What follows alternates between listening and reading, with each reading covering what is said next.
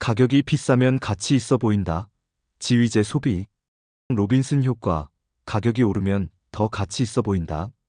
싼 게 빚이라는 말도 있지만 흔히 우리는 싸면 좋다고 생각한다. 가격만 보고 실용적 가치만 있으면 될 경우 그렇다. 하지만 실제 소비 현장을 들여다보면 오히려 비싼 가격 때문에 더 믿음이 가는 경우가 많다.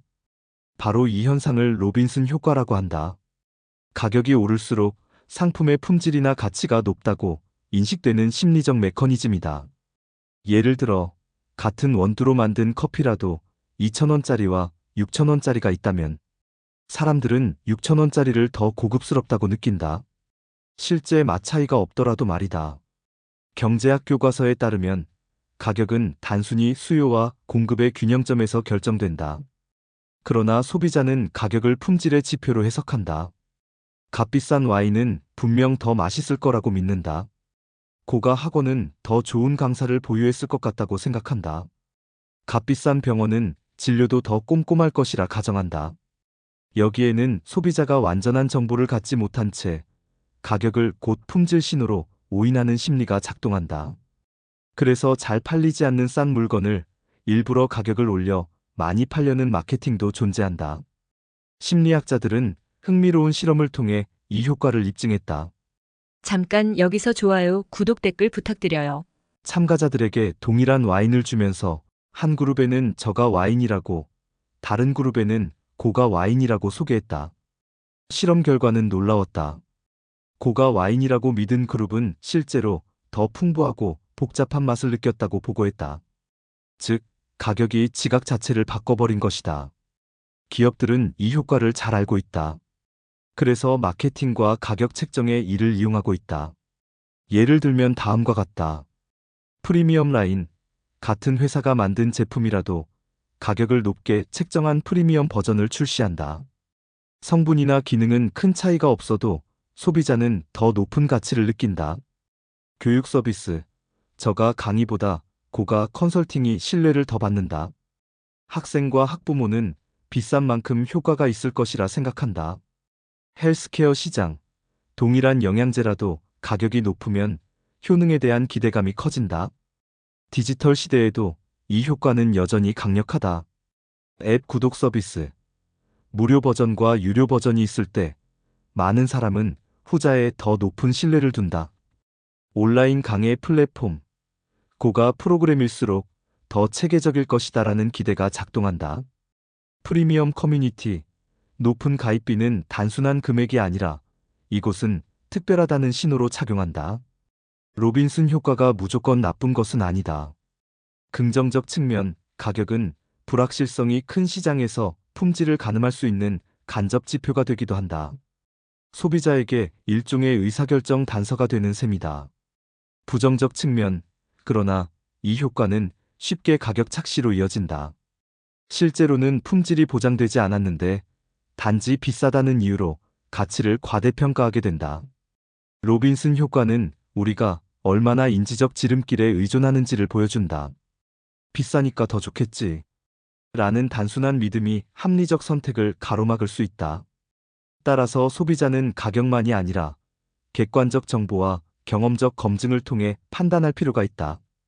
마케팅의 신호를 고지고대로 받아들이기보다 그 속을 꿰뚫어보는 눈이 필요하다. 로빈슨 효과는 가격이 단순한 숫자가 아니라 사회적 신뢰의 언어임을 알려준다. 그러나 그 언어는 때때로 과장되고 심지어 허구적일 수도 있다.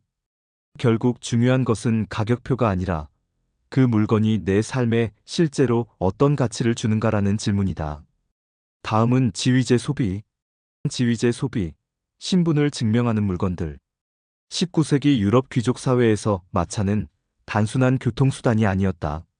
마차의 크기, 말의 품종, 마부의 복장은 곧 그 가문의 지위를 보여주는 무대 장치였다.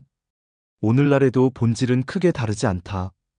고급 승용차, 명품 시계, 희귀 예술품은 소유자의 사회적 위치를 증명하는 상징이 된다.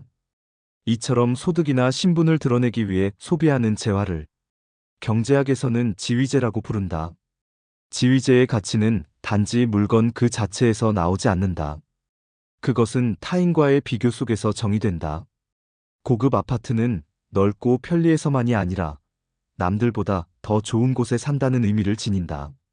스포츠카는 단순한 이동수단이 아니라 평범한 차와는 다른 세계의 사람이라는 메시지를 전한다. 한정판 명품 가방은 나만 가질 수 있다는 희소성에서 힘을 얻는다. 즉, 지위제는 상대적 소비재다. 타인의 시선을 의식하지 않는다면 그 가치는 절반 이상 사라진다. 문제는 지위제 소비가 개인의 선택을 넘어서 사회 전체의 행동을 왜곡시킨다는 점이다. 과잉 경쟁, 더 좋은 집, 더 비싼 자동차, 더 희귀한 명품을 두고 끝없는 경쟁이 벌어진다. 소득 불평등 확대, 지위제는 부자일수록 더 쉽게 접근할 수 있다. 결과적으로 사회적 격차가 더 눈에 띄게 드러난다. 행복의 역설, 연구에 따르면 일정 수준 이상의 소득에서는 내가 얼마나 벌었는가 보다 남들과 비교해 더 많이 벌었는가가 행복을 좌우한다. 이는 지위제 소비의 전형적 심리다. 지위제는 전통적인 사치품에 국한되지 않는다. 교육, 고가의 해외 유학, 사립학교 진학은 부모 세대의 지위를 보여주는 투자다. 건강과 웰빙, 프리미엄 헬스케어, 고급 피트니스 센터, 희귀 슈퍼푸드도 일종의 지위제가 된다. 디지털 영역, 한정판 스마트폰, 프리미엄 멤버십, 초고가 게이밍 장비 역시 나는 다르다는 신호를 보낸다. 긍정적 측면, 지위제 소비는 고급 산업과 문화, 장인 정신을 발전시키는 원동력이 된다. 부정적 측면, 하지만 과도한 지위제 경쟁은 사회적 낭비와 불만을 초래한다. 남과 비교하기 위한 소비는 끝이 없고 만족감은 금세 사라진다. 지위제 소비를 비판적으로 바라본다고 해서 사회적 상징을 완전히 무시할 수는 없다. 인간은 사회적 동물이고 인정받고자 하는 욕망은 본능이기 때문이다.